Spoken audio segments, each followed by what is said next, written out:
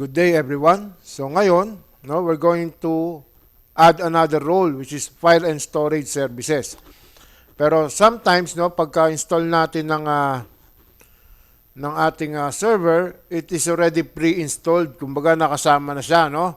Kasi nga nag-configure tayo kanina nung mga unang video ng ating server. So matik siya, no, na meron ka ng file and storage services. Pero nevertheless, ipapakita ko sa inyo kung paano, no? Pero based na sa ating module.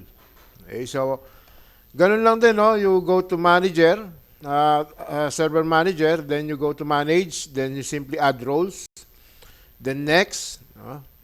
Then role base, then next, then yung server natin, no? Then next. Okay, so kung mapapansin nyo, yung files and storage services natin naka-check na, no? So ibig sabihin naka-install na siya. Pero papakita ko sa inyo based sa ating module kung paano siya gagawin just in case na hindi pa siya naka-install. Okay?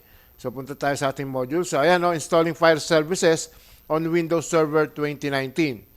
So in-explain dyan, no, yung file services role installs files and folder sharing and the share and storage management console. So ito ay para ma-share natin yung mga folder at mga files, no, sa network.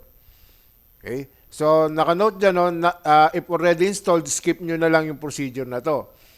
Pero kung hindi man, so ito ang procedure niya sa step 1, yung tulad sinabi ko, server manager, click mo yung role, add roles, no?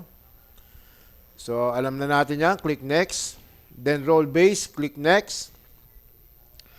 Then server, click next. Okay?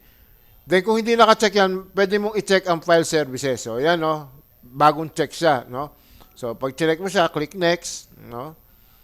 Again, click next. Then, i-review nyo yung inyong options. Then, install. So, again, hintayin nyo lang mapuno, no, ang ating progress, no, yung installation progress. Then, you just simply click close. Okay?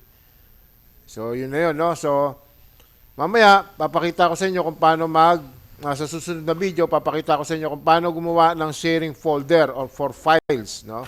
Kasi nga, na-install na natin ang file services. Okay? So, stay safe. God bless.